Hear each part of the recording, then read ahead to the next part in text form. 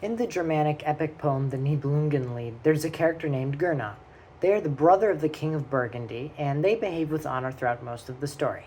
Now, when we're talking about honor, we can describe honor as three distinct areas of chivalry: Gotendienst, Herrendienst, and Frauendienst. Gotendienst is divine service, or service to God. Herrendienst is service to the lord or the king, or just the ruler of the land.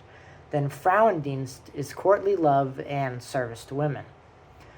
Although the importance of honor is said to be in Gotendienst, Herrendienst, and Frauendienst, in actuality, Gotendienst is usually pushed aside in favor of Herrendienst and Frauendienst.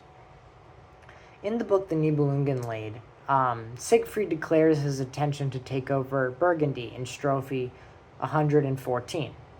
Gunther quickly becomes angry and scared of losing his land, because he just gained it. Thankfully, Gernot diffused the situation and acted as the peacemaker.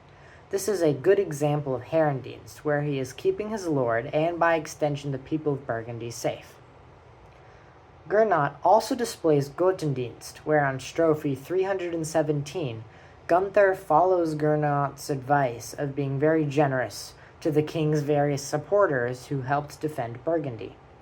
This is an example of Gotendienst because Gotendienst includes being generous, which, although generosity is a big theme in the Nibelungenlied, the book's footnote, in this case footnote 36, states that this is an excessively large amount of money being given away, which leads greater importance to his act. Lastly, as an example of Frauendienst, we can see how Gernot tries to take care of Kriemhild, even though it is probably a fruitless endeavor due to how devastated she is. We can see examples of this on Strophe 1082.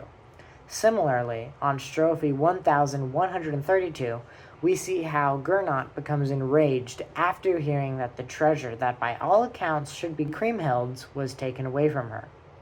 It should be noted that although Gernot participated in the plot against Siegfried, Kriemhild's husband, he first has to serve his lord Gunther, as Herrendienst takes priority before Frauendienst.